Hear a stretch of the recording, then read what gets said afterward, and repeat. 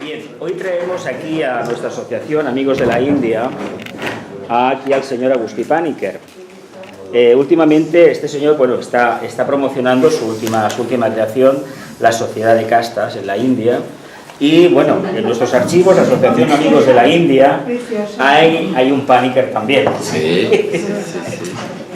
Hace ya muchos años que no lo vemos por aquí, pero forma parte del grupo de los fundadores. Entonces, cuando nos enteramos que en el suizo dabas una charla, pues fui directamente allí y dije, bueno, queremos verte en Amigos de la India. Y el próximo libro que hagas, pues la misma historia. Vienes aquí y lo presentas. Muy bien. Pues venga, cuando quieras. Perfecto. Bueno, pues para mí muchas buenas tardes, buena tarde a todos y a todas. Esto me lo preparaba en castellano, o sea que bueno, vamos a hacerlo, aquí somos bilingües. Bueno, es un honor para mí estar en Amics de la India, en la Asociación de Amics de la India. Ya había estado yo aquí, lo mirábamos antes, hace como 15 o 20 años. Pues fíjate cómo va pasando el tiempo.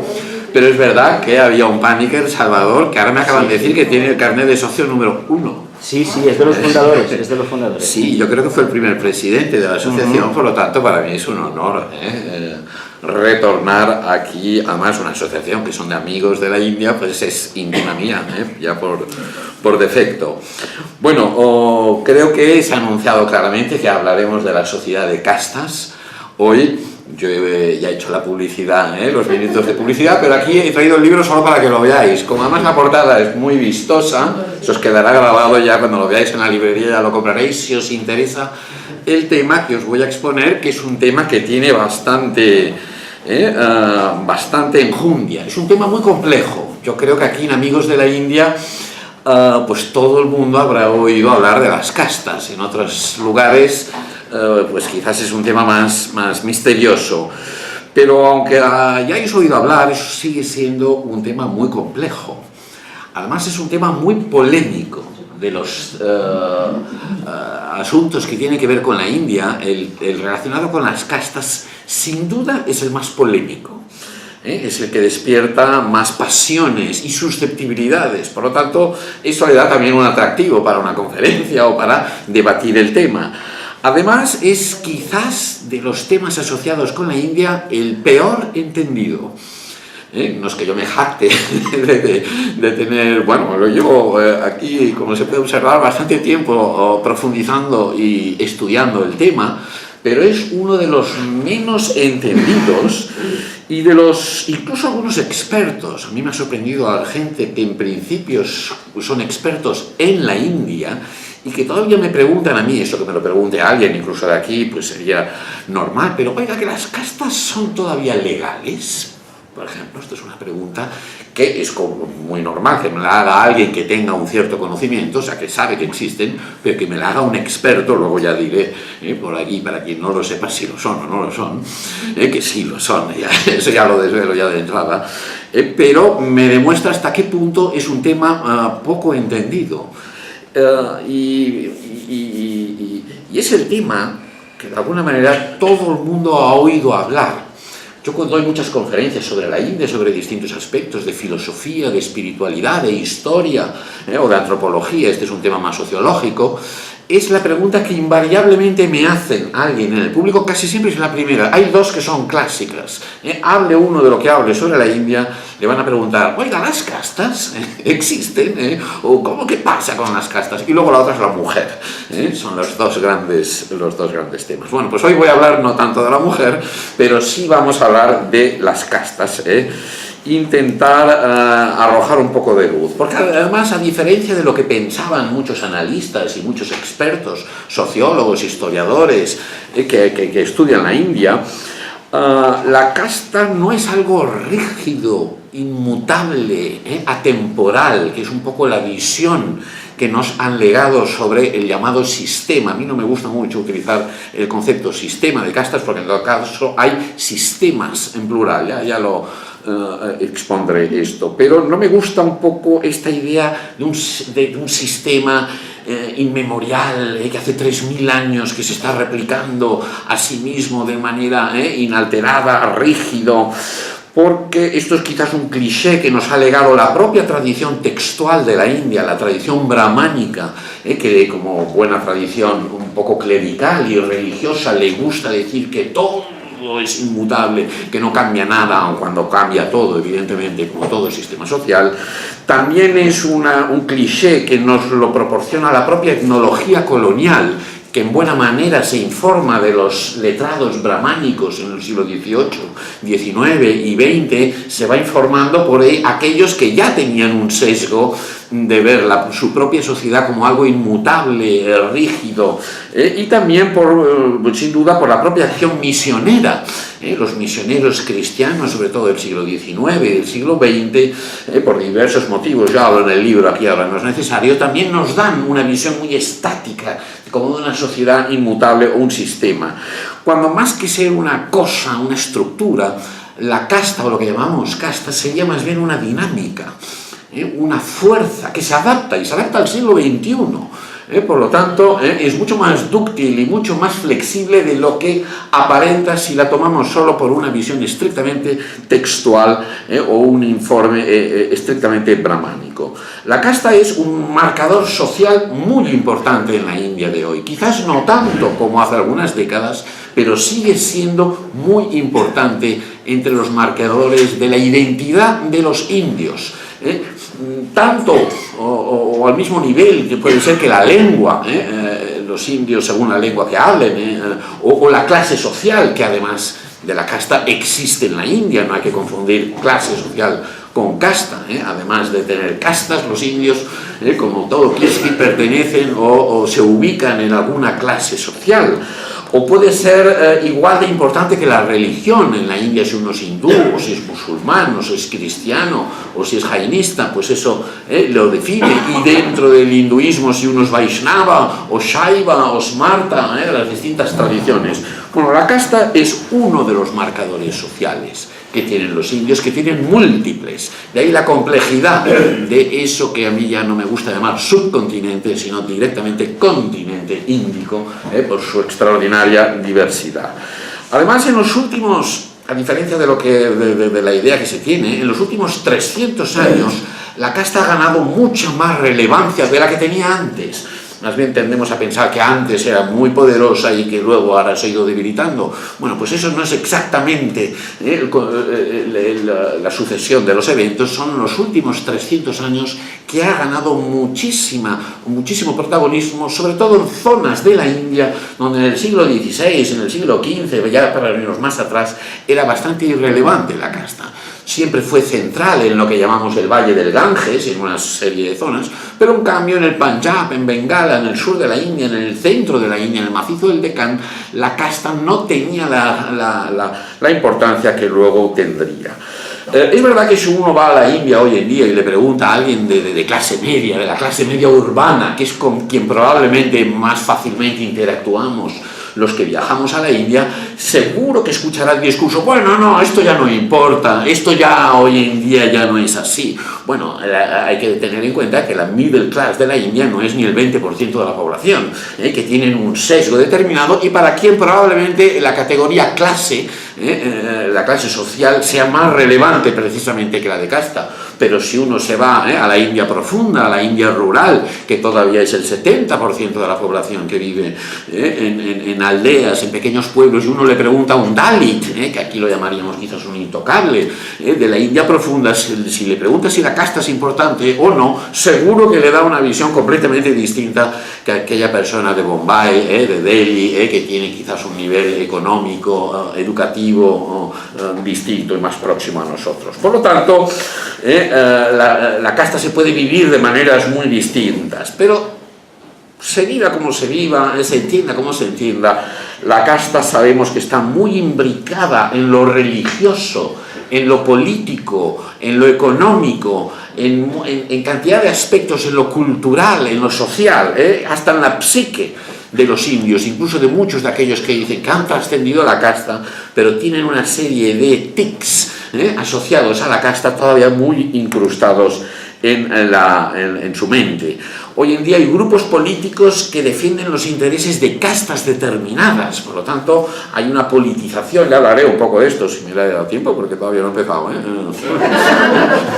ya por 10 minutos. Pero bueno, quizás a veces con estas introducciones uno ya tiene un marco general en el que luego podemos ir tocando ya más detalles.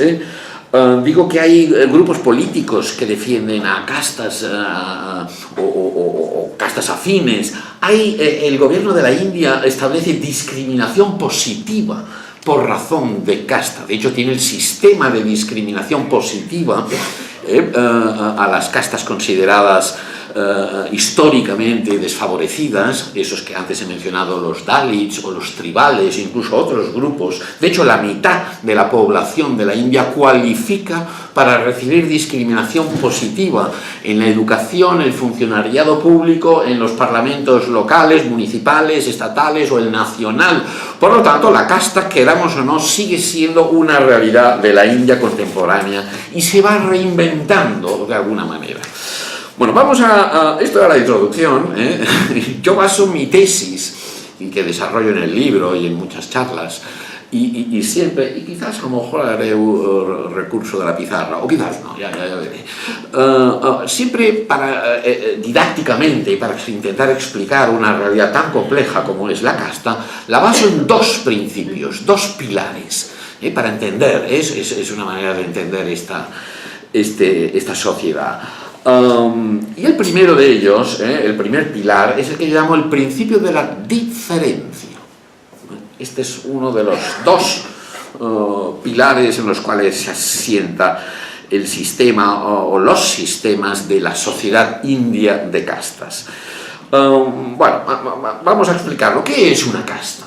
Esta sería una pregunta interesante para empezar. Bueno, hay muchas maneras de entender y de responder a esta pregunta, y como antes he dicho, sobre todo, más que lo que podamos decir nosotros, hay muchas maneras de vivir la casta, y puede ser muy distinto según la casta de cada uno o según el ángulo que adopte cada uno. Pero aquí, para una charla informal de una horita, heurísticamente, podemos decir que una casta es una comunidad, es un segmento social típico de la India y del sur de Asia. Yo lo expando a los países limítrofes, que serían Nepal sobre todo, pero también Sri Lanka, Bangladesh, Pakistán, eso que llamamos la civilización índica, o el sur de Asia, no el sudeste asiático, el sur, South Asia.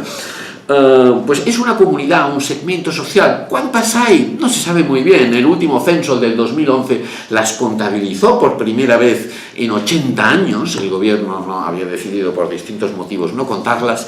Este último censo de 2011 las volvió a contar, pero todavía no ha publicado los datos de otros aspectos. Sí, pero como este es delicado, es susceptible, levanta ciertas pasiones, yo me estuve esperando en el libro a ver si me los daban.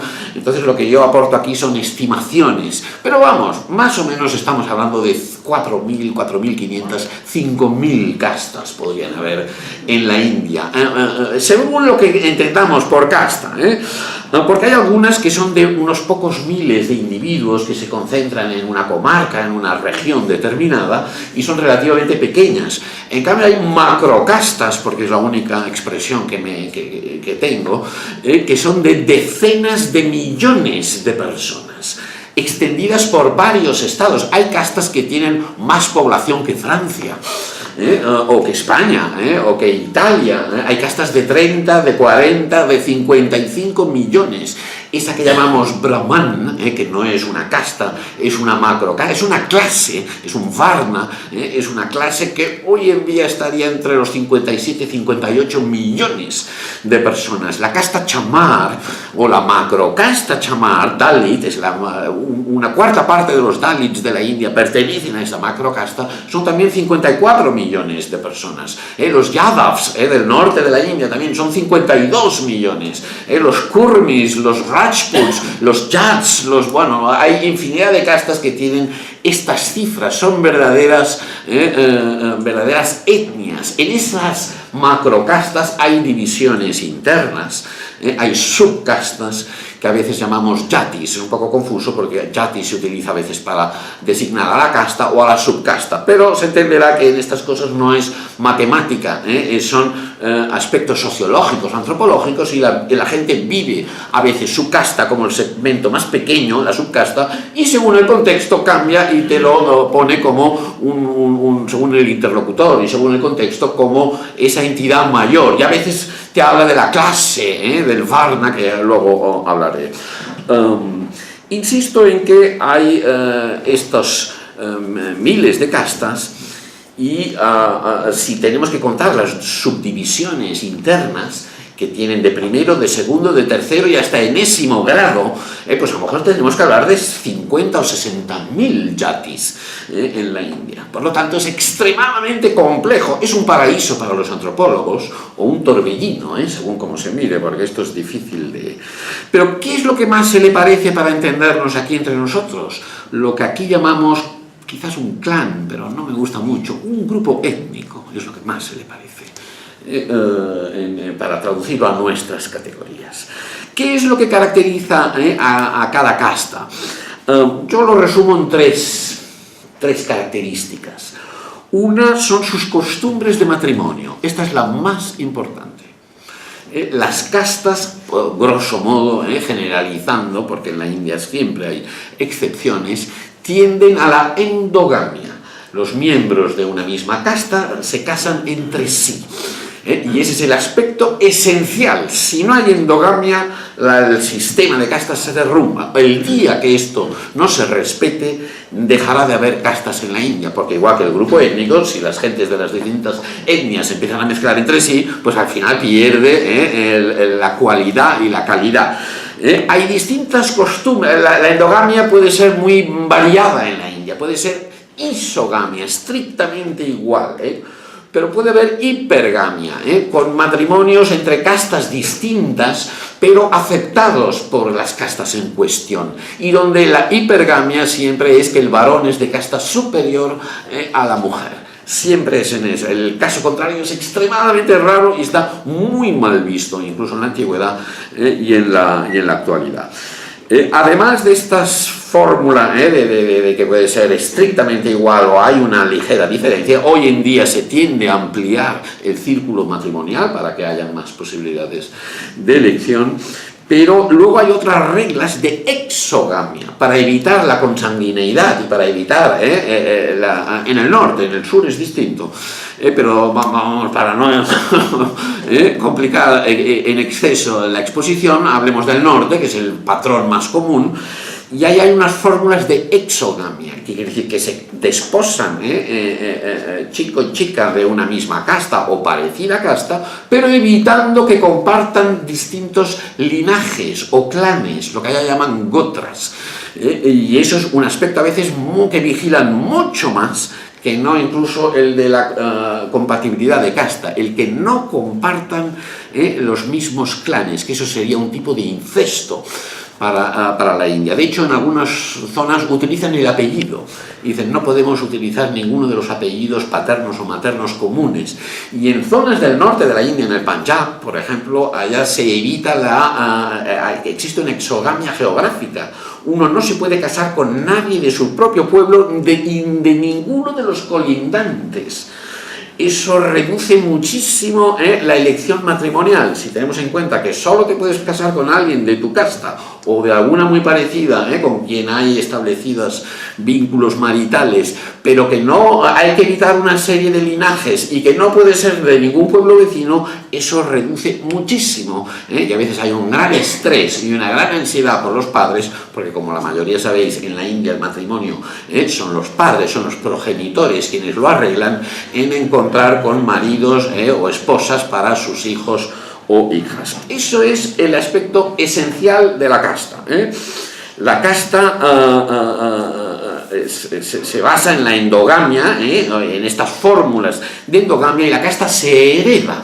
Uno tiene una casta determinada porque es hijo de padre y de madre de una misma casta o muy parecida, y entonces la tomará del padre o de la madre, casi siempre por los patrones patriarcales de la India será del padre, pero hay alguna excepción siempre, la tomará, pero que la idea que hay que retener es que se hereda, no se cambia de casta. Uno nace en una casta determinada, yo nazco en la casta de los Paniker, que es un título de casta, porque es un título de subcasta, de la subcasta de los Nairs, porque soy hijo, supuestamente, en mi caso yo no sería un buen ejemplo porque mi madre es catalana, pero porque soy hijo de padre y de madre de la casta de los Paniker o los Menon o los Nayar, que son un cúmulo de castas donde estás aceptado el matrimonio, y yo ya puedo dedicarme a lo que me dedique en mi vida, que yo siempre seré de esa casta. De hecho, es un aspecto importante saberlo, que la casta, el apellido normalmente delata y refleja la casta de, no todos, pero muchos de los apellidos. Bueno, esa es la primera característica. Vamos con la segunda. Esta es la más importante. Casi que podríamos no acabar aquí, porque entonces sería bueno. Pero la idea que hay que retener, eso separa. Es el principio de la diferencia, separa a los grupos de ahí y no tienen ningún interés, ninguna pretensión en mezclarse. Esta es la idea que hay que retener, porque todo el mundo le gusta mantener esa identidad que le proporciona el haber nacido hijo de padre y madre de esa casta. La segunda característica que tienen la mayoría de castas son una serie de costumbres de ocupación. Este sí que es un aspecto que hoy en día, en el siglo XXI, se ha relajado mucho. Incluso históricamente ha sido menos importante de lo que a veces los textos o la visión brahmánica nos ha hecho creer. Hay castas de brahmanes que son sacerdotes, liturgistas, los que mantienen las tradiciones. Hay más o menos unas 750 castas de brahmanes, de lo que llamamos, de la macrocasta brahman, tendría 700 divisiones. A su vez, muchas de ellas tienen divisiones internas en segundo y tercer grado, por lo tanto, y a veces cuando llegamos al cuarto grado, los brahmanes de subcasta determinada no quieren saber nada con nosotros de la otra subcasta, por lo tanto entenderéis que llame a eso el principio de la diferencia, no, casi que se repelen, no. Hoy en día esto se tiende a relajar un poco, pero mirado diacrónicamente, históricamente, esto ha sido mucho así. Hay castas de herreros, de pescadores, de cazadores, de carpinteros, de guerreros, de infinidad de oficios. Probablemente hoy en día ya solo un 30%, por poner una cifra redonda, de los indios mantiene la casta tradicional el oficio o la profesión tradicional de su casta. Por un lado hay profesiones nuevas y luego siempre, históricamente, el recurso a la agricultura, y en menor medida al ejército, pero sobre todo a la agricultura, eso ha hecho que esto sea más teórico que no factual. Uno puede ser de la casta de los herreros, de los pescadores, de los sacerdotes o de los médicos o de los contables, que en el pueblo casi todos trabajan en el campo y hacen las labores del campo. Sí que hay una serie de oficios, carpinteros, herreros, que ayudan, que colaboran, pero muchos luego, eso no quita que aunque uno se dedique a hacer de agricultor, si nació en la casta de los médicos, seguirá siendo de un vaidya, de la casta de los médicos, aunque no se dedique ni él, ni sus padres, ni sus abuelos se hubiesen dedicado a la medicina. Es un punto muy importante a retener. Uno no cambia de casta, es de por vida, porque es, como decía antes, se nace. Bueno, se sigue bien, ¿no? La exposición. De momento es fácil. La tercera característica, decía que habían tres, que caracterizan a todas las jatis o castas. Y esta es quizás la menos conocida. Son una serie de costumbres culturales asociadas a cada casta. Sobre todo las que son, algunas que lo tienen más marcado, otras un poco menos, pero cada casta es un verdadero microcosmos social. Eso es muy importante que se entienda para poder entender que los indios están muy a gusto con su casta. Nadie quiere cambiar de casta. Otra cosa es que alguno proteste por otros aspectos que luego entraremos, de la jerarquía de las castas, pero uno está muy contento de ser de la casta de los herreros o de los carpinteros o de los agricultores tamiles, porque eso le proporciona parte de su identidad. Cada casta tiene una serie de crónicas, de mitos, de puranas que llaman en la India, de origen, donde se explica el origen de la casta. Las castas tienen sus templos o santuarios propios de la casta. Luego pueden ir al más general, de Vishnu o de Shiva, pero siempre tendrán su santuario con sus sacerdotes propios de la casta, y que a veces son albergues para peregrinos de la casta, donde se mantienen las genealogías de la casta, tienen sus rituales propios, sus festivales periódicos. Luego se apuntan, insisto, al del pueblo o al grande o a la Kumbh Mela, lo que quieran, pero tienen su propio festival único de su casta, o que pueden compartir con alguna otra casta. Fin. Tienen sus vestimentas, vestir en la India, o sobre todo con las joyas de las mujeres, ahí en el pueblo enseguida, viendo qué joyas llevan las mujeres, saben rápidamente, pueden saber, porque no todas, pero entre el conjunto hace que cada casta sea un verdadero microcosmos. Hay castas que tienen dialectos propios. Los castas de contables incluso han llegado a inventarse alfabetos propios para que la competencia no vea sus números, y si le va bien o le va mal el negocio, porque su dharma, su deber ritual y religioso es hacer dinero. Por lo tanto, y de hecho hay un alfabeto muy importante, el Gurmukhi, que es el alfabeto de la lengua panjabi, que viene del dialecto misterioso de la casta Khatri del Panjab, que es la que se dedicaba a la contabilidad y un poco a la administración pública. Por lo tanto, cada casta tiene, aparte de sus reglas de matrimonio, insisto, que son de endogamia y exogamia, que son distintas según una u otra, y muy importante, tienen sus dietas, sus formas de alimentación. Hay castas vegetarianas y hay que son carnívoras, pero de las carnívoras hay unas que rechazan, en la India la mayoría rechazan el bovino, pero otras también el cerdo, y otras también, o en determinadas épocas del año, y en cambio de las vegetarianas hay las que prescinden de los tubérculos, de las patatas, de las zanahorias, del ajo, básicamente lo que crece bajo tierra. Hay infinidad de detalles propios de cada casta. Y de ahí que hay reglas de comensalía, con quién comparto alimentos, con los de mi propia casta o de las castas afines. En fin, hay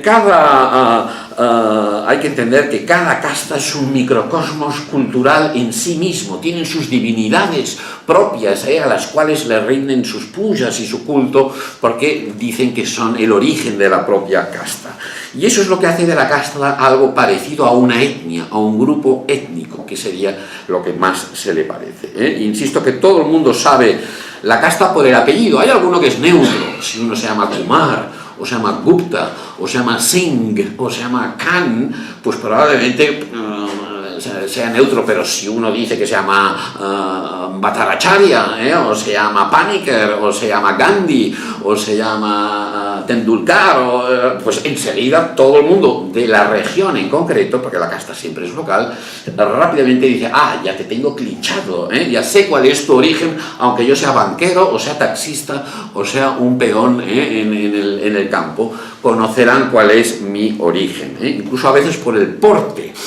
Se puede, hoy en día en una ciudad eso es muy difícil, pero en el campo, en la casta, sobre todo, es una dimensión visible, no se oculta, nadie está avergonzado de pertenecer a una casta o a otra. Otra cosa es que alguien proteste, y puede hacerlo con mucha vehemencia y probablemente con toda la razón, por la discriminación, no la positiva, la negativa, por la exclusión que otros le pueden hacer por razón de casta, que ese es un tema que todavía no hemos tocado.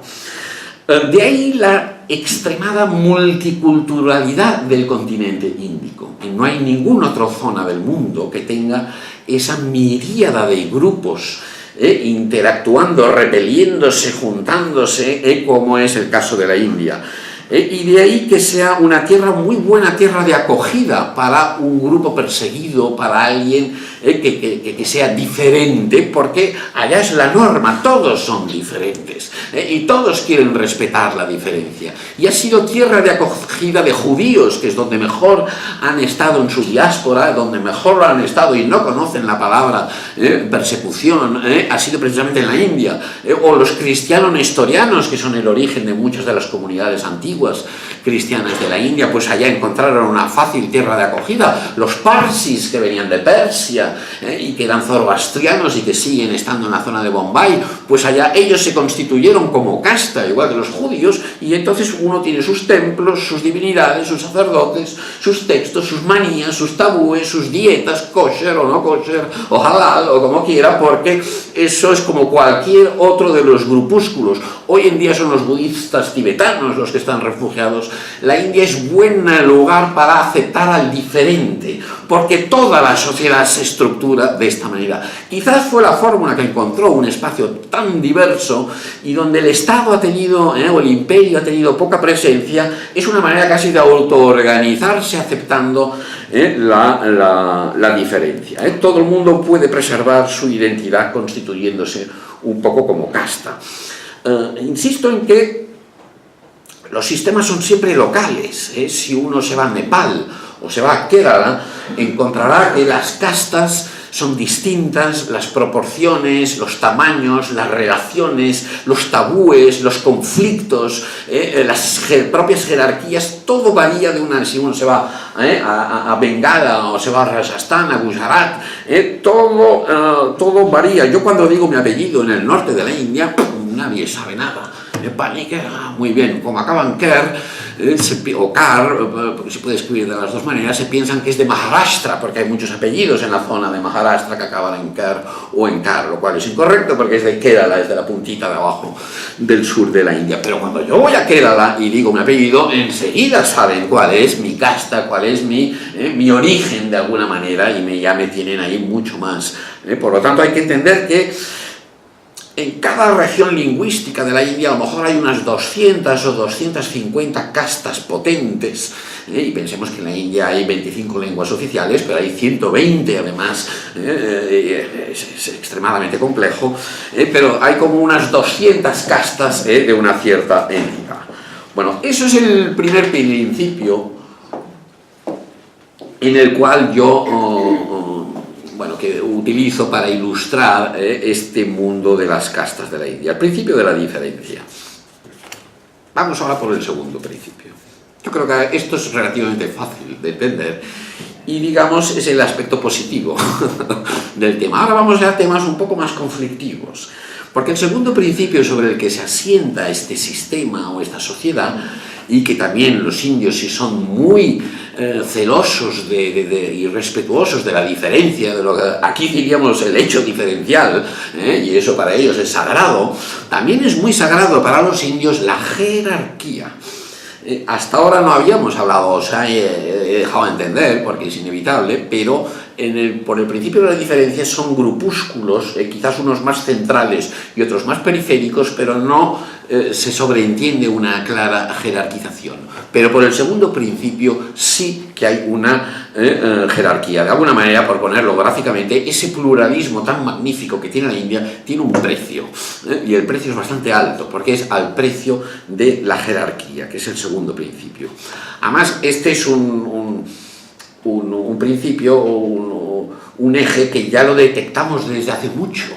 En los que conozcáis más las tradiciones filosóficas o la historia de la India, ya enseguida reconoceréis que ya en tiempos del Veda, o de los Vedas, por lo tanto hace ya por lo menos 3000 años, aunque probablemente entonces sería muy embrionario, pero por lo menos 2500 años ya se habla, no de miles de yatis y miles de castas, pero por lo menos se habla de 4 varnas, que antes ya he mencionado esta palabra, que estas solemos traducir, a veces mal traducimos por casta, y eso genera mucha confusión, pero es mucho más correcto traducirla por clase.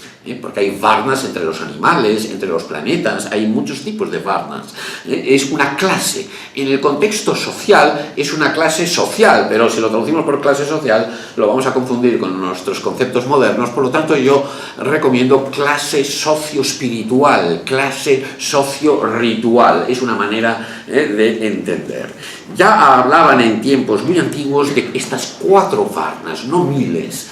Los brahmanes, los kshatriyas, los vaishyas y los shudras, que yo muy rápidamente voy a definir como los que se encargan de la función espiritual y sacerdotal, los brahmanes. El brahmana varna sería el kshatriya varna, que serían los guerreros, los aristócratas, los nobles, por lo tanto se dedican a la función protectora. Luego vendrían el Vaishya Varna, que serían el pueblo, pero en este caso concreto sirve, o aquí nos sirve más decir que se encargan de la función productora y comerciante, son los grandes comerciantes. Estos 3 varnas son los que la India llama arios, son los nobles, son los que están por encima de la línea de polución, que ellos llaman, y son las 3 clases sociales que siguen los rituales védicos y que están insertados en el orden del Dharma. Bueno, en fin, no voy a profundizar mucho en este aspecto, y por debajo de ellos queda el 4º Varna, que es el Shudra Varna. Y ahí vendrían todos los siervos, aunque deberíamos incluir también artesanos, o oficios y muchos peones, sobre todo agrícolas, estarían dentro de este Shudra Varna. La idea importante de estos 4 varnas es que forman una pirámide, con los brahmanes arriba, los kshatriyas luego, estos 2 claramente muy por encima del resto, pero se acepta que el Vaishya también formaría parte de la nobleza, nobleza espiritual, nobleza cultural, y nobleza lingüística, y por debajo habría la gran masa más despreciada. En aquellas épocas no se hablaba de intocables. Una mención a ella en textos antiguos de una 5ª clase, pero que no se acaba de definir muy bien. En cambio se hablan de una serie de grupos como los doms y los chandalas, que es lo que luego conoceremos con el nombre de intocables. Pero normalmente, más que mencionarse, se omite. Eso ya es en los primeros siglos de nuestra era, que ya empieza a definirse un poco más ese concepto que estaría ya por debajo del Shudra Varna. Lo importante de esta concepción, que a lo mejor muchos estáis familiarizados, habéis leído libros sobre filosofía, sobre historia, sobre espiritualidad de la India, es que este es un esquema teórico. Muy importante no confundirnos en tratados de antropología, esos viejos textos védicos. Es un sistema ideal, es como a la mentalidad, a la ideología brahmánica le gustaría que fuese la sociedad para espejear, para reflejar el propio orden del cosmos. Esto es una idea muy propia de la India, y es una idea muy esotérica en el sentido profundo de la palabra, de la simetría entre el plano macrocósmico y el microcósmico, y en este caso sería el social. Por lo tanto, tiene que espejear de alguna manera al ser cósmico. Bueno, en fin, no voy a entrar demasiado en estos detalles, pero aunque sea un esquema teórico ideal, tiene sanción religiosa, tiene un pedigrí sánscrito, y eso le otorga una autoridad, una importancia que se entiende ahora que esa misma idea haya alimentado y ha influido muchísimo en el desarrollo de la civilización india. Además, es panindio. Lo encontramos en el norte, en el este, en el oeste, en el sur. Todo el mundo reconoce, todo el mundo conoce.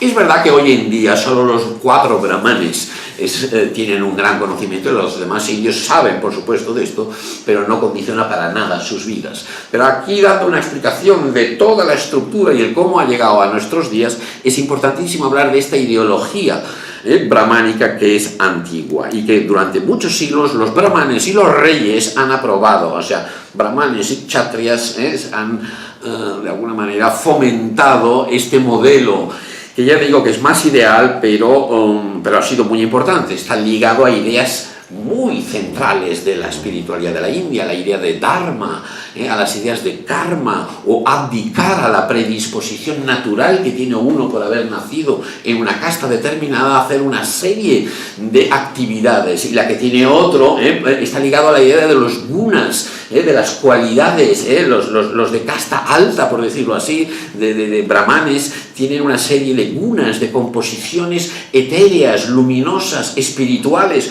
lo que les da una inclinación a las tareas espirituales, y sería incorrecto que se mezclase con los que son de otra composición. De ahí ya se puede ir viendo que la idea de endogamia, aunque a lo mejor viene de unas viejísimas nociones tribales, ha sido muy reforzada por la propia ideología brahmánica, y en interacción seguramente esta ideología con ideas más propias de la India tribal y de la India indígena, se ha ido creando este sistema tan complejo que justifica la endogamia, la ocupación tradicional, y de esta manera las ideas de varnas y de yatis se retroalimentan.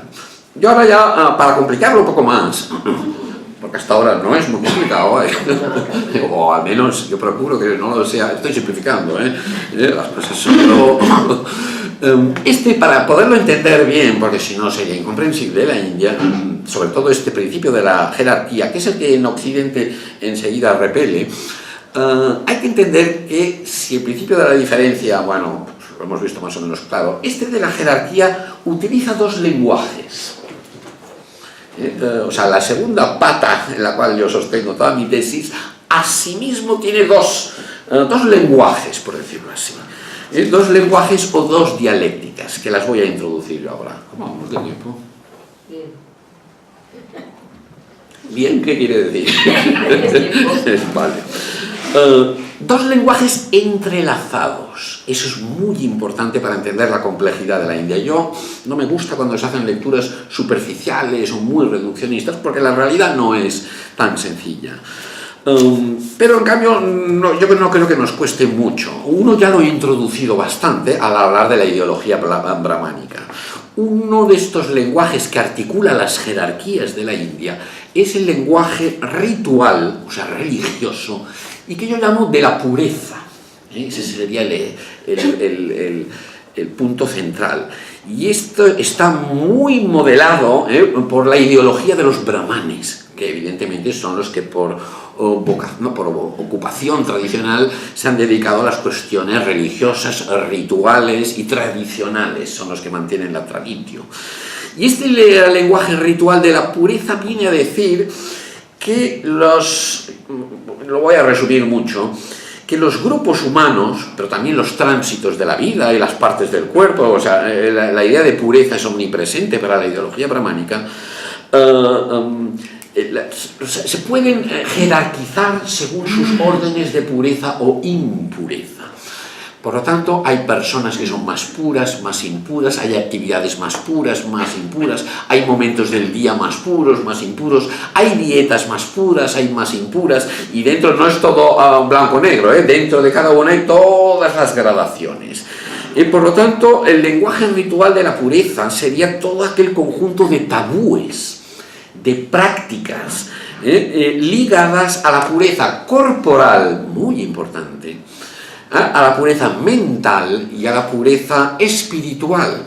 Para la India la higiene es algo esencial, pero cuando hablamos de higiene en India siempre es la higiene del cuerpo, de la mente y del espíritu, no es solo el lavarse, ducharse, que por cierto esto es un invento de la India, y que nos vino con la idea de las abluciones que ellos hacen antes de determinados rituales. La idea del baño diario viene de la India, como el cepillarse los dientes viene de la India, todo ligado a las ideas de pureza corporal. Yo no voy a poner aquí ejemplos, pero hay una verdadera obsesión en la India por tener el cuerpo, todo lo que sale de los orificios. Ya os podéis imaginar, hay bastantes orificios, todo eso ha de ser debidamente limpiado, purificado, y hasta que esto no está uno así no puede empezar el día. Bueno, no voy a entrar en todas las manías y cosas que los brahmanes y otras gentes de casta alta, sobre todo, han mantenido durante siglos, pero ahora que se entenderá que los indios no se toquen, no se abracen, no se besen, hay traspaso de saliva, eso refuerza la idea de separación, es decir, el gran traspaso de pureza o impureza sería con los alimentos y con el acto sexual. De ahí que las ideas rituales de pureza de la ideología brahmánica fortalezcan mucho la idea de endogamia, de que solo los que comparten una misma sangre, una misma cualidad, un mismo nivel de pureza pueden interactuar, o solo los que comparten eso mismo pueden sentarse juntos a la mesa y compartir. En fin, a partir de allí se entenderá que esa misma ideología haya realizado unas prácticas, haya reforzado unas prácticas de segregación y de exclusión para aquellos que considera impuros. Y entonces es ahí donde entendemos como, según la ideología brahmánica ligada al lenguaje de la pureza, hay unas personas consideradas impuras, esos que aquí en Occidente llamamos intocables, aunque eso solo es desde el siglo XX, y que en la India ha recibido muchos nombres, que no es necesario, bueno, luego hablo un poco más, y que tienen que vivir alejados del pueblo, que se tienen que dedicar a las tareas consideradas impuras, todo lo que tenga que ver con la muerte y con los desechos, sean orgánicos o no lo sean las basuras, sean las defecaciones, sean los animales muertos, sean toda una serie de cosas. Eso para aislarse de la impureza intrínseca de esas actividades, la ideología brahmánica las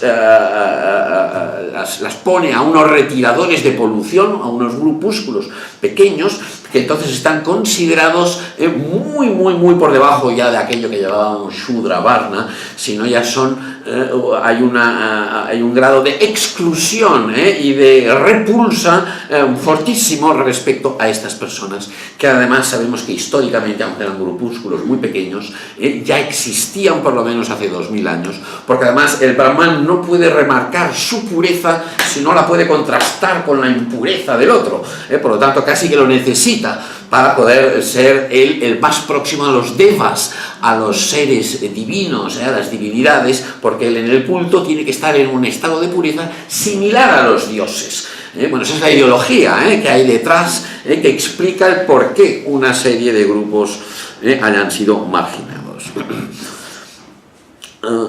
Ahora bien, aquí hay un problema. Si este lenguaje de la pureza sería de alguna manera muy propio de la tradición brahmánica, por lo tanto está muy ligada a lo que hoy llamaríamos hinduismo. Y sin embargo, el hecho de que existan, porque existen, castas entre los musulmanes, entre los sikhs, entre los jainistas, entre los cristianos, entre los budistas, entre todo Kiski que está en la India, tiene casta. Pero estos grupos que he mencionado de otras religiones no hindúes, para ellos la autoridad de los brahmanes, la ideología brahmánica no tiene tanta importancia porque pertenecen, no son sus sacerdotes, sus liturgistas, pues tendrán un ulema o un cura o otros. Y el hecho de que existan castas entre estos grupos es uno de los factores que muestra que existen otros ejes, además del religioso, que también actúan por detrás. Y eso es lo que a veces, por ejemplo, cuando uno lee los textos de espiritualidad de la India, no te hablan jamás de este segundo eje que actúa en el principio de la jerarquía que yo voy a introducir ahora. Porque si no se entendería que un Rajput, que es una casta muy grande del norte de la India, sea casi sinónimo de kshatriya, de guerrero, de rey. Los Rajputs son aquellos que los hemos visto pintados en 20.000 miniaturas de los mogoles, con aquellos bigotes y barbas y sus turbantes, y son los guerreros por antonomasia. Por lo tanto, los Rajputs, por su ocupación, es la guerra, es la violencia, es la sangre, son carnívoros, bebedores, fumadores, tienen harén, cazan el tigre, van en el elefante. Esos, según la ideología brahmánica, tendrían que ser unos seres realmente bajísimos, porque son todas actividades consideradas del más bajo rango para la ideología brahmánica. Y sin embargo, no. La realidad es que los Rajputs están muy altos considerados y hoy en día se utiliza el término Rajput por lo que en sánscrito antiguamente decíamos Kshatriya. Por lo tanto, aquí hay una inconsistencia clarísima. Claramente la ideología brahmánica no explica todas las jerarquías. Y es aquí donde introduzco el segundo lenguaje. Porque si según además hay un punto clarísimo por lo que he dicho antes del lenguaje brahmánico de ritual de la pureza, que es que no hay ninguna correlación entre el estatus, entre la jerarquía dentro del orden de las castas, no hay ninguna correlación entre el estatus ritual y el estatus económico. Uno puede ser, como de hecho uno encuentra muchas veces en la India, un brahman del más altísimo nivel, por supuesto es del Varna de los brahmanes, pero dentro de las 700 castas hay jerarquías, todo está jerarquizado. Uno puede ser un brahman de altísimo rango y en cambio ser casi un muerto de hambre. Él podrá ir por la calle luciendo su pedigrí de altísima pureza, pero en cambio en la realidad factual de la clase social puede ser un pobre. Por lo tanto, no hay que confundir, según el lenguaje brahmánico, nada tiene que ver el estatus ritual con el estatus económico o el estatus social.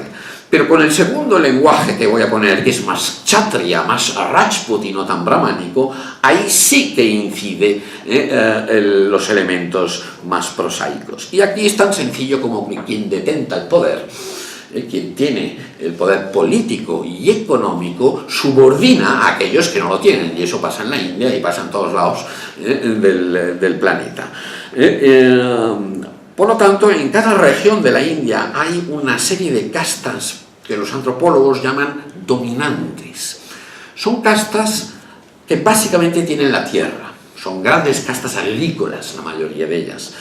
Son, por ejemplo, los Kurmis, los Yadavs, los Jats, los Vocaligas, los Marathas, los Velalas, los Redis, los Kammas. Bueno, a lo mejor no conocéis estos nombres, pero son castas de 15, de 20, de 12, de 30, de 40 millones de personas, a veces bastante concentradas en una zona. Los Marathas están básicamente en Maharashtra, forman el 40% de la población del estado. Es un estado de 120 millones, o no sé si el 40, pero una cifra altísima. Son castas ritualmente, según el lenguaje brahmánico de los Varnas, serían shudras, se dedican a la agricultura, no tienen pedigrí desde este punto de vista, pero en cambio tú le puedes decir lo que quieras, que ellos tienen la tierra, tienen el poder económico y por consiguiente político, porque son castas también muy numerosas. Por lo tanto, ahí ya se ve que hay otro factor más prosaico, que es quien tiene el control de la tierra y tiene el poder, somete a quien no lo tiene. Y de ahí que cuando yo le pregunto a un intocable en la India ¿por qué explica usted su condición de Dalit y que esté así? Jamás nadie, ninguno me ha hablado de mal karma, de que la impureza, de que yo, de que a mí. Siempre te hablarán de los que tienen poder, lo han sometido. El Dalit es por esencia el que no tiene tierras, y el que está de peón o de artesano o tiene que trabajar a sueldo de otro que lo subordina y lo excluye. Por lo tanto, ahí sí que el lenguaje más político, el lenguaje del poder, podríamos llamarle, el otro era ritual y brahmánico, este es del poder y más kshatriya, a veces se excusa, toma el pedigrí porque tiene prestigio, toma el lenguaje brahmánico de la pureza y aquellas viejas historias porque tienen mucho pedigrí, y traza la línea de la intocabilidad o la línea de polución y somete a grupos por debajo, incluso a veces recurriendo a la violencia y a la intimidación, y se ve que muchos de estas grandes castas que he nombrado, que son las más poderosas de la India hoy en día, no tienen un estatus ritual muy alto, pero en cambio tienen el más alto estatus político-económico. Ahí sí, según este lenguaje, se da esa correlación. Por lo tanto, es en la interacción entre un viejo lenguaje ritual y religioso y un moderno, o no tan moderno, porque hace tiempo que opera el lenguaje político-económico, que se establecen las jerarquías en la India. Bueno, con eso ya ya habéis visto que el tema tiene su miga. Voy a proseguir un poco más, porque no, hay que hablar de muchas más cosas. Pero bueno, yo en poco tiempo digo muchas cosas. Claro, al introducir en mi discurso, y creo que es una visión que se ajusta bastante, al menos en mi opinión, a lo que yo encuentro en la India, tenemos unos aspectos rituales y otros político-económicos, y tenemos estas jerarquías, y luego tenemos los grupos que están muy contentos en ser como son, pero claro, nadie está contento de que le sometan, de que lo excluyan y de que lo marginen. O sea, por lo tanto, hay unos grupos que estas ideas no les acaban, por supuesto, de convencer. Pero lo que quiero resaltar ahora es otro aspecto. Al introducir este aspecto político y económico, que interactúa con el ritual y el religioso, en realidad estoy introduciendo la historia dentro de la casta. Y eso es lo que nos hará entender de que la casta no es ni puede ser, es imposible que sea rígida, inmutable y que no haya cambiado nada en 2000 años, porque estamos introduciendo la historia, el dinero, el poder, las tierras. Por lo tanto, es la introducción de lo político y lo económico impide la rigidez, y de ahí, y eso es muy propio cuando uno va a la India, que vea que las jerarquías están siempre en disputa. Es un mito el pensar que todo el mundo sabe qué posición ocupa en el lugar de las cosas. Eso no es la cosa más desenfocada que hay en la India, sobre la India, quiero decir. Todas las regiones de la India tienen sus jerarquías que son distintas. Sí que en algunas podemos ver, vaya, aquí, pero veremos distintas crestas según si miramos a un lenguaje más ritual, donde casi siempre veremos brahmanes arriba, pero en cambio si miramos el lenguaje más Rajput, más político-económico del poder, veremos otro tipo de castas más o menos arriba. Y las que están arriba en un lugar puede que no estén en el otro. En Gujarat, allí las castas más poderosas son las comerciantes. Hay zonas donde algunas categorías ni existen. Por lo tanto, la idea que hay que tener en cuenta, hay que tener dos ideas en cuenta, es que existe más movilidad de la que aparenta el sistema y que las jerarquías son relativas. Yo os voy a poner así, porque si no es un poco exceso de información, un ejemplo más distraído, ya que antes he hablado de los Paniker, que eran difíciles de ubicar en el norte, o sea, para expresar que la casta es algo local, también para expresar lo relativo de la jerarquía. A mí me ha ocurrido de estar en el sur de la India, en Kerala, ir a comprar un billete de avión para ir a Sri Lanka, y me dice el dependiente, oiga, ¿y usted cómo se llama? Tal nombre, Paniker. Entonces me mira y me empieza a hacer casi reverencias, casi Royal Family, me dice, como si yo fuese de la nobleza, de la aristocracia de Kerala. Jamás me había ocurrido una cosa así. Pero claro, eso me dejó bastante contento, porque yo digo, sí, yo sé que los Paniker eran guerreros, esta es un título de casta, de hecho eran los maestros de artes marciales, de un arte marcial de que nada que ver con la filosofía, o sea, o en mi caso con la edición de libros, eran los guerreros diestros en Kalaripayat, que es el arte marcial propio de Kerala, y por lo tanto forman parte, es verdad, de la élite que estaba al lado del Zamorín y de los reyes de Kerala. O sea que me dejó, mira, pues mira, a mí me da igual, pero parece ser que estamos muy bien considerados. Pero haciendo la investigación de este libro, un día le fui a preguntar a un amigo mío que es brahman en Kerala. Los brahmanes son los que conocen más este tema, no en vano ellos han montado la mitad de la película. Y además es un brahman Nambudiri. Los Nambudiris en Kerala, ahí hay consenso entre todos en que más allá del dinero que tengan, forman la cúspide, es lo más, el gran filósofo Shankara, que habréis oído hablar algunos, tradicionalmente se consideraba un Nambudiri, o la tradición dice que era un Nambudiri, son los que todavía algunos mantienen rituales bélicos, por lo tanto son bastante quisquillosos y conocen, al menos mi amigo era del Partido Comunista, o sea que aquí tampoco hay que confundir, pero él era un Nambudiri comunista, como muchos de los Nambudiris, pero sí, por su conocimiento de la tradición, le digo, oye, cuéntame esto de los Paniker, ¿qué te parece? Porque mira lo que me han dicho, que es de la aristocracia. Y él me mira y me dice, bueno, mira, pues esto lo siento, pero no es exactamente así. Digo, no, cuéntame. Dice, no. Dice, mira, aquí en Kerala, en todo el sur de la India, en Tamil Nadu, en Kerala, aquí la diferencia es o eres brahman o no lo eres. Y si no lo eres, como es tu caso, pues mira, te concedo que estás un poco por encima de la línea de intocabilidad. Claro, a mí eso me dejó completamente descolocado. Pero lo que me dejó descolocado, y para mí fue muy ilustrativo, porque a mí en realidad me importaba un pito que esto dice, era ver la disparidad de opiniones sobre una misma casta que tenía el de la agencia de viajes y el brahman. Y eso me ilustró, y en el libro pongo infinidad de ejemplos de este estilo, de que las jerarquías son relativas y dependen del punto de vista de quién está enumerando esta jerarquía. Si miramos, como normalmente miramos aquí, los textos tradicionales, siempre vamos a ver el sesgo de los brahmanes, que invariablemente se sitúan a ellos mismos arriba, y luego establecen una jerarquía según sus ideas de pureza. Pero si mirásemos o preguntamos allá a otro, desde otro ángulo, veremos una visión completamente distinta, o quizás no completa, pero sobre todo, a veces hay consenso en los extremos, pero en la inmensa gama intermedia, que es a la cual pertenece la gran mayoría de los indios, no hay ningún consenso, mucho menos del que yo me pensaba.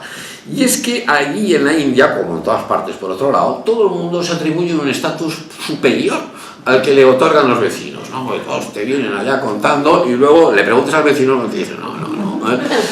Y hay un acierto, como es la India, los que las conocéis, este mismo especie de anarquía a la hora de enfocar el tema, que todo es contextual, depende, a lo mejor dirás, sí, en un contexto uno es muy alto, pero en el otro no, este sí, es de una casta muy alta, te dice, o muy baja, y luego te dice, no, pero yo voy a comer con él, y digo, oiga, pero usted, en fin, hay unas contradicciones porque según los contextos se utiliza un lenguaje, se utiliza otro, o una serie de tabúes, ¿no? Por lo tanto, hoy en día incluso no solo se atribuyen un estatus superior, sino que se da la paradoja de que muchas veces se atribuyen un estatus inferior, porque de esa manera pueden recibir la discriminación positiva del gobierno, y entonces pueden recibir ayudas para que sus hijos estudien en la universidad, tengan becas, tengan toda una serie de cosas, y te ves, yo he visto gente brahmanes, porque mira, otros aún, pero brahmanes haciendo con certificados falsos, haciendo la cola para ver si le daban la discriminación positiva. Por lo tanto, los que hace 50 años decían que eran altísimos y cuando los ingleses hacían los censos se estaban muy estresados porque les habían puesto en un nivel más bajo del que ellos se consideraban, ahora están al revés diciendo no, si en realidad nosotros somos muy bajos, o sea que todo es más, yo lo caricaturizo un poco, pero no, hay muertos a veces. Han habido en Jaipur, en Rajasthan, hubo hace poco muertos porque el grupo de Gujars, los Gujars son una casta bastante grande del norte, estaban reclamando un estatus inferior, que les considerasen una tribu, y de esa manera podrían cualificar. Como el gobierno dijo que no, hubieron unas manifestaciones, la policía intervino, 27 muertos. Por lo tanto, estas cosas que yo las planteo así un poco de forma de caricatura, tienen su traducción política importante. Las castas, importante, lo que decía la movilidad, suben o bajan, no uno individualmente, pero las castas en las jerarquías locales suben o bajan de una manera lenta, porque siempre es lento, pero cuando un grupo se desolidariza de otro, se crea una subcasta, a lo mejor de los herreros de Andhra Pradesh, y empieza a convertir una serie de prácticas, empieza a irle bien el negocio. Por lo tanto, según el lenguaje Rajput del poder, empiezan a ascender, pero esto es una percepción general. Pero ellos empiezan a brahmanizar sus costumbres, que quiere decir que se vuelven vegetarianos, empiezan a no dejar casar a las viudas, empiezan a adorar a divinidades frías, fuera aquello de sacrificios de cabras a la diosa, ahora tiene que ser puja, con frutas y incienso y todo más frío. Eso se llama brahmanizar, sanskritizar, seguir el modelo de los brahmanes, que es el que tiene prestigio y es el que se considera puro. Seguramente al cabo de un par de generaciones, si al mismo mismo tiempo les ha ido bien económicamente, seguro que estarán reclamando un estatus muy superior al que tenían, por ejemplo, el resto del grupo, que mantuvo otra serie de prácticas. Ha habido ahí una fisión de castas, se han separado, y las castas pueden subir según generaciones o bajar según estos modelos de ascenso o de descenso. En cualquier caso, cuando uno sube, tienderá a remarcar sobre todo esa línea de polución que antes hablaba, la línea de la intocabilidad, que con eso voy a acabar, porque ya llevamos una horita, ¿no? Con las formas de exclusión, ¿no? Pero esto no se ventila en 5 minutos, o sea que me vais a dejar 15 minutos y que luego haya alguna pregunta, porque, como ya he comentado antes y todo el mundo sabe, la India ha generado unas formas de exclusión muy duras, pocas civilizaciones han tenido, casi que es la sombra, aquellos que idealizan mucho la India, cuando se toca este tema, de repente hay una mancha ahí, sobre la India, que es la idea de excluir a una serie de grupos, sea por la impureza, los prejuicios brahmánicos, o por los más prosaicos. Pero yo creo que eso es importante, destapar estas formas de exclusión. Lo que hay que hacerlo con empatía, hay que hacerlo desde el conocimiento primero, porque normalmente los que critican mucho no tienen ni idea y proyectan ideas de clase social, ideas de aquí, y como ya veis, el asunto es más complejo. Pero si se hace desde el entendimiento y con empatía, yo creo que es una posición, creo que bastante positiva, de alguna manera, o al menos cuando yo lo hago, que mi crítica a la India en último término es una autocrítica, porque yo, según como soy bastante indio, en según qué contextos me considero indio, pues entonces es una autocrítica que un indio hace sobre su sociedad. Estos sistemas de castas, ya voy a poner cifras actuales para ver la dimensión que tiene. Tenemos dos colectivos que históricamente han sido muy excluidos y marginados, que son los que llamamos Adivasis y Dalits. Los Adivasis, que hoy en día son 105 millones, y los Dalits, que son unos 200 millones, por lo tanto, entre los dos juntos es una cuarta parte de la población del país. Estamos hablando de más de 300 millones de personas. Los Adivasis son los que a veces llaman tribales, llamamos tribales, o en Latinoamérica les llamarían indígenas, por ejemplo, y que es la población que se dice autóctona de la India. Y son los Chantals, los Bhils, en el noreste, en los estados del noreste de la India hay muchos tribales. Un poco más de 100 millones. Y luego estos Dalits, que han recibido nombres de casta como Dom o Chandala, Gandhi los llamó Harijans, hoy en día administrativamente son las Scheduled Caste. Ellos hoy en día prefieren, esto de untouchable, de intocable, ha quedado muy en desuso, incluso es un poco ofensivo hoy en día. Ellos prefieren Dalit, que es un concepto que quiere decir oprimido, por lo tanto tiene una dimensión, una expresión política clara y evidente. No todos estos se llaman a sí mismos Dalits, da igual cómo los marginemos. ¿Qué es la intocabilidad? ¿Qué es lo que padecen sobre todo estos 200 millones de Dalits? Y en menor medida o de una manera distinta los 100 millones de Adivasis o indígenas. ¿Qué es la intocabilidad? Pues son esa serie de prácticas.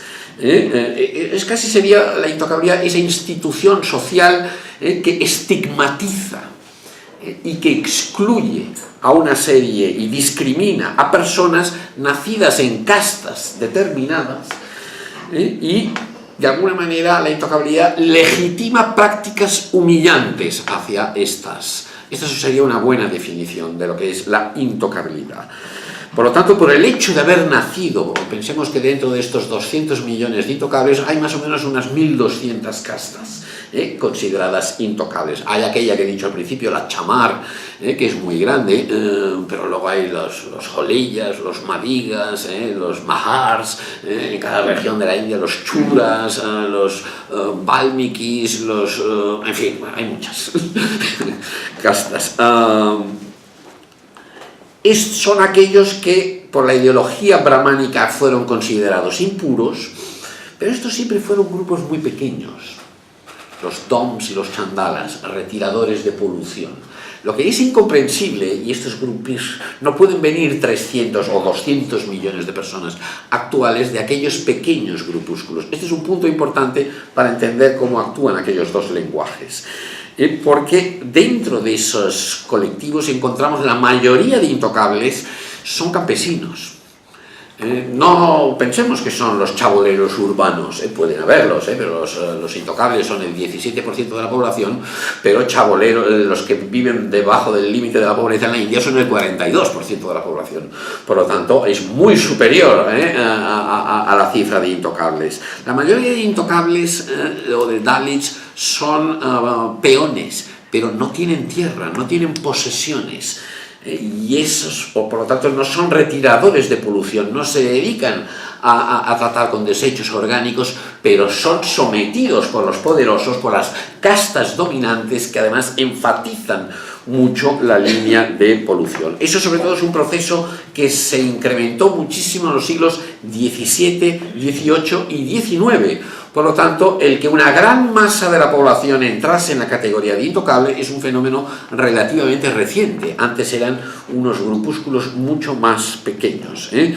Y ahí la doble acción del lenguaje de la pureza y del lenguaje del poder les puso esa fatídica línea de polución. La ponen aquellos grupos en ascenso, no los que están arriba de todo normalmente, no tienen necesidad, son los que están justo por encima quienes más marcan la línea y quienes más atrocidades. En la India, atrocity es la palabra que se utiliza para un crimen de intocabilidad, para cuando se comete un crimen contra alguien por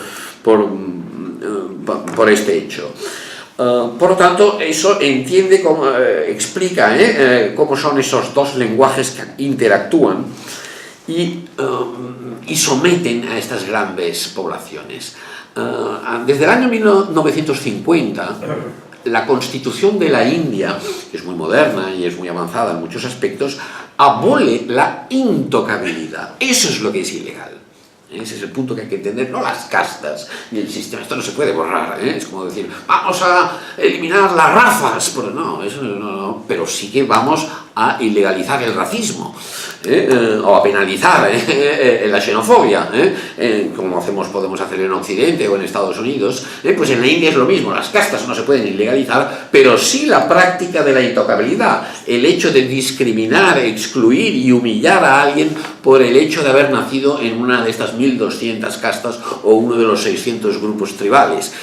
Eso sí que es ilegal, y hacer alguna de esas prácticas es lo que la India llama una atrocity, y que es punible y que se puede perseguir. ¿Y qué son estas prácticas de intocabilidad? Las más comunes es no dejar entrar en el templo al intocable, no dejar que la señora, digo la señora porque son siempre las mujeres, que vaya a sacar agua del pozo, del mismo pozo del pueblo, no permitirle porque según la ideología brahmánica lo contaminará, obligarles a vivir fuera del pueblo, o en un barrio separado o en un lugar espacialmente segregado, o prohibirles caminar o pasear por ciertas zonas del pueblo, o no permitirles la entrada en el lavandero o en el barbero, que eso en la India tiene una función muy importante, o históricamente habían tenido una función muy importante, negarles su participación en ceremonias públicas o impedirles que vayan a